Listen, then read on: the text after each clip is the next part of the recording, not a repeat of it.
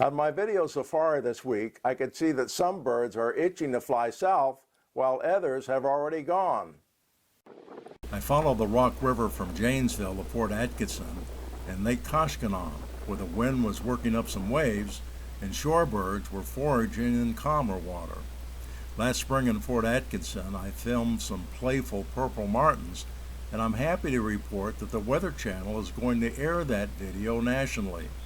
When I dropped by the martin's landlord to tell him the news, he said all of his purple martins had left for South America. They started disappearing August 1st. I have an update on sandhill cranes too.